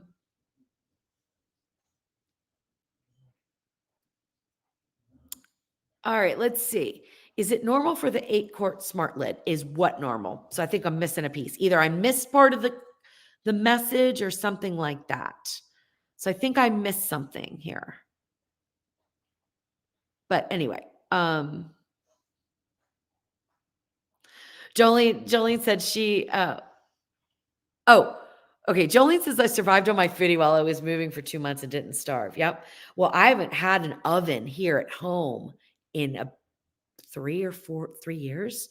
We had an electrical lightning storm, thunderstorm, and lightning hit, and it knocked out my my oven, and it doesn't work because it was electric. I think it's electric. The oven, I think, is electric. But anyway, it doesn't work. The whole panel doesn't work. But my gas stove works because it's gas and I can just light it manually. Okay, is the Ninja Woodfire worth it? The Ninja Woodfire outdoor grill, I'm assuming you're talking about, because there is a Ninja Woodfire outdoor oven, but that's a little bit newer. So I'm going to assume that you're talking about the Ninja Woodfire grill. Yes, it's worth every penny. I mean, I would get it on sale when you can, right? Because they've had some pretty decent sales on it. Probably not right now. I looked at prices. Prices are up a little bit for all the appliances, except for the Ninja Speedy. That's come down quite a bit. But the Ninja Woodfire, I think, is totally worth it. And I owned a barbecue restaurant where I smoked on a rotisserie smoker with real wood logs, cherry wood logs, peach wood logs, things like that. I am so blown away by the ease of this setup and how it's so fast and it works so well. All right. So yes, I think it's worth it. So, Kat, I have a studio. So, and I mean, gosh, that came out sounding like I'm such a snot. I don't mean that at all. But this is my house, but I actually have a studio kitchen where I go to work and where I test all the recipes because I was tired of having all the mess and stuff around here. So, I have an oven that works there. Total. Yeah. So I do bake bread in there. I did 100% high hydration bread in that oven. And oh my gosh, so good.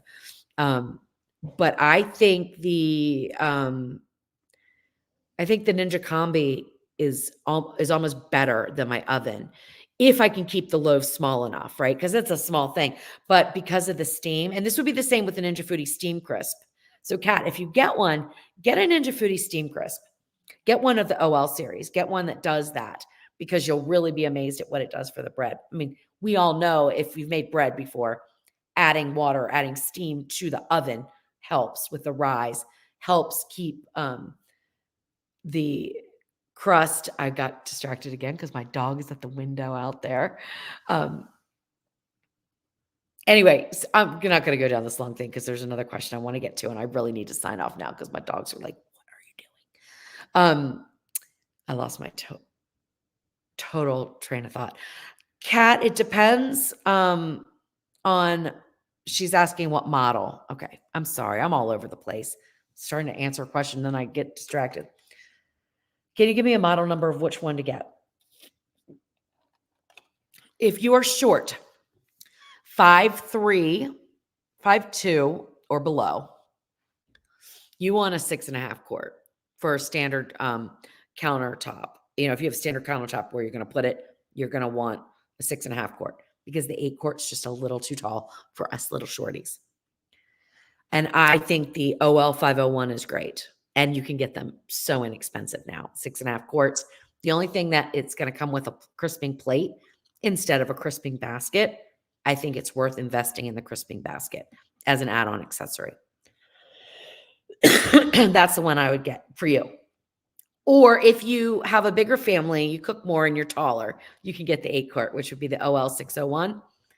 I do not think that the temperature probe at this moment in time is worth the price difference between the 601 and the 701. The 701s are staying in the $300 range. I think that's a little too high. They used to be a little bit closer together where they were $20 difference. And I said always, you know, get the one with the probe. But now that there's a big price difference, I'd skip the probe. Okay, well, you're 5'6", you can get either one, right? You're tall. I'm not tall. I'm so short. So 5'6", you could get the 6.5 or the 8.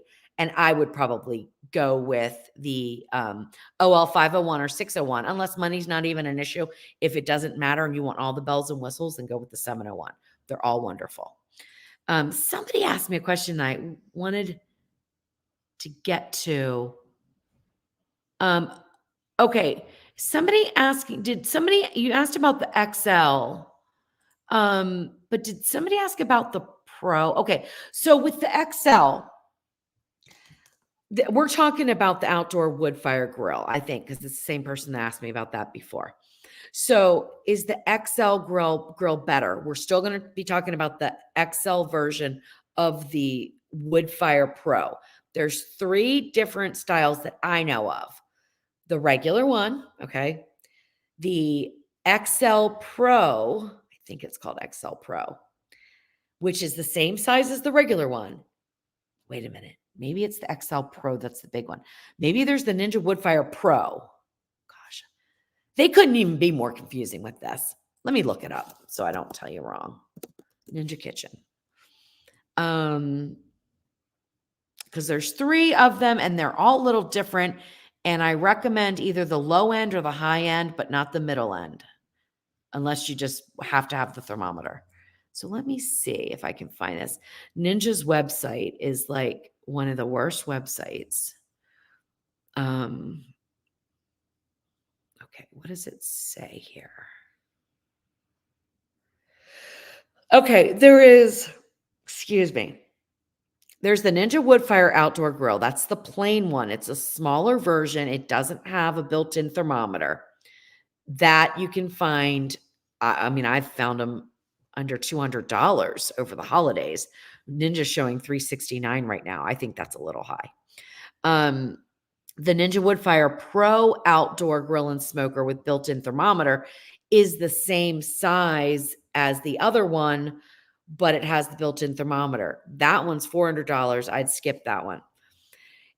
The Ninja Woodfire Pro Connect XL Outdoor Grill and Smoker is the big version with built-in Wi-Fi compatible thermometers. I would get that one over the middle one with the smaller one with the thermometer. So I would either go low end or the highest end, which is the larger one. And that really depends on how many people you want to cook for and how big of a smoker you want. So the XL, obviously, the XL Pro Connect, which is different from the Pro, but the XL Pro Connect is much bigger. And I have a video comparing the two, so you could look at that on YouTube. It's much bigger, but it also, like, you can make anything in it. So it's not like it matters. Like, if you want to be able to do bigger roast and you can afford it, get the bigger one. You're not going to be sorry about it. But the smaller one, I just really love. It's just so easy to clean. It's just so easy. And you just go out there, you light it up. And for small things like a pork tenderloin and things like that, you just throw it on there. It's just, I don't know. I like the original one. I like the small one for almost everything. But on occasion, you want to do a big piece of meat, you run into some problems. So you can't go wrong with the XL Pro Connect either. All right. Now, Kimberly, I did not see your message, so I apologize. I see that George is telling you that that is not normal. And it sounds like you might not have had enough liquid before going to pressure. I did not see your question or statement, so I apologize for not answering that. And I just scrolled up and I still couldn't find it. Kathy says she just uses a stool. That's a good idea. I don't have one. I'll probably break an ankle if I get up on a stool. Can you bake salmon in the Ninja Foodi? Yes, you can. Okay. So Kimberly, it looks like it's my recipe. We got a problem. But I cannot find your original message of what it is. All right, let's see. Where is this message? Because I want to help you out here. Because something seems like something went wrong. Like, are you sure it was sealed? Let's see. Is it normal for the 8-quart smart lid? I saw that. Oh, here we go. Okay, I just bought the 8-quart smart lid and I made your country style ribs and they came out delicious. However, it kept telling me that I had no pressure and I ended up adding 2 more cups of broth. What I would double check is that you had the valve in the right position. It is interesting the way Ninja has the valve marked on the lid. And it looks like to seal it, you would put it all the way to the right and to vent it all the way to the left. But that is not actually true. To seal it, it sits in the middle. Okay. I hope you guys can see what I'm doing here. It sits in the middle. And it kind of just sits there, right? If it's all the way over to the right, it's vented. If it's all the way over to the left, it's vented. So it needs to be in the valley. And it sounds like yours wasn't. So basically you steamed them. It never went under pressure, but you steamed long enough that you cooked them and they turned out well. But you had to keep adding liquid because it was evaporating. Okay. You probably had steam coming out the entire time. That's what it sounds like to me, because there is absolutely no reason with that recipe in particular why you would not be able to go under pressure with the amount of liquid that it calls for. Like, no reason whatsoever. Some other ones, I mean, like shrimp and grits, different pasta recipes, there could be some reasons why maybe you would have the no pressure. But with that one, that's the only thing I think of is it wasn't sealed properly, or there's a malfunction with your machine. So I would do the water test and get familiar with, where it sits. And if you see steam coming out longer than it takes for the pin to pop up in the lid, which some of them don't even have a pin, I hear. Oh my gosh. But if steam is coming out and either your pin is not popping up or it's popped up and steam is still coming out, you're not sealed. Your valve is not sealed. Okay. All right, let's see. I'm going down. And she said eventually it did go under pressure with 4 cups of broths. Okay, you know what else might have been? Now, when you opened it up, Kimberly, to add in more liquid, was there liquid that you could see? Was there liquid that you could see? Because it could have been that if you seared and you didn't deglaze enough and you didn't scrape the bottom, then it was recognizing that as burning and wouldn't go under pressure. So that could be. Okay. Now there's no pin on the smart lid. That is not absolutely true. All of my smart lids have a pin. All of them. All of them. But I have learned that there's a version out there. And it's not a different model number or anything like that. There's a version out there without a pin. I don't know. I can't help anybody with that one because all of mine have a pin. It's flesh colored. It's not flesh colored. It's the color of the lid. So it's hard to see. And it doesn't like make any noise or anything. And it kind of goes up slowly. But there's definitely a pin on all of mine. My 501, 601, and 701. However, somebody that I know very well looked for me. Like she was like, Louise, mine does not have a pin. And I'm like arguing, right? Yes, you have a pin. You just can't see it, right? Take pictures, show me pictures, send me pictures. There was no pin on hers. Okay. So there are some without a pin, but all of mine do have a pin. Okay. Zena, yes, you can bake cakes in the Foodi, but it's a little challenging sometimes. All right. I think we're done. So Kimberly, I don't know if we ever got to a real resolution with yours, but you don't have a pin. I accept that. Because some of them don't. It was either, it can't possibly be the 2 cups of liquid, right? That was plenty of liquid. That's not the issue. I promise you that. Unless you added rice in or something that absorbs liquid, which I don't think with that recipe, it calls for anything like that.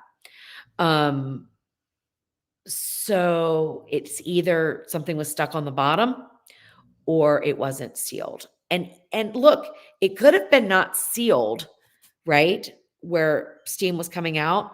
And then after you added it and you closed the lid again, it could have just fallen into the sealed position. So it could have been that the first time it wasn't sealed, the second time it was. So things like this happen. Okay. They do happen. But it's one of those 2 things, or you have a malfunctioning unit, but it doesn't sound like you do since it went under pressure in the end. All right, guys. I have got to go too. Robin says she's got to go. I got to go too. It's been an hour and a half. I try to do these for an hour. You guys have been great tonight. We've got so many good questions. And Kat just says, thank you for spending your evening with us. I thank you for spending your evening with me. It's always so much fun. I don't know. I just love this. Hey, Joni, I didn't know you were in the chat. We just have such a good time and I love chatting with you guys. Okay, before you go, thank you. You're an excellent teacher, communicator, beautiful human being. I watch you and Jelly 007 all the time. Thank you, Enrique. I appreciate that so much. What a good way to end. I don't think Jelly 007 has been doing too many videos, but he seems like a nice guy. I don't know him personally, but he seems like a down-to-earth nice guy too. All right. I think that's it. Good night. Well, Annie, I don't know. Are the new models not making pins anymore for pressure cookers? I don't know because I don't have one without one and I don't understand. I mean, obviously they're just, there still has to be a pin. Okay. They're still doing something. It's probably just not seen. It's probably inside the lid somewhere. Right. Because the pin is part of the locking mechanism. So it's there. It's just not seen. So I don't know what they're doing. They always have to throw these curveballs, guys. As soon as I get used to every single model pretty much that they've made up until now, and there's lots of them, they throw in a version, not even a different model, but a version without a pin so that I'm arguing with people that they have to have a pin. Yeah, you don't have to have a pin. You might not have a pin. I have a pin. All right. Love you guys so much. Good night. Good night. I'll see you Tuesday for Tasty Tuesday. Okay. And we'll also be here on YouTube for the premiere on Sunday. Okay. Take care and you have a wonderful night. Love you guys.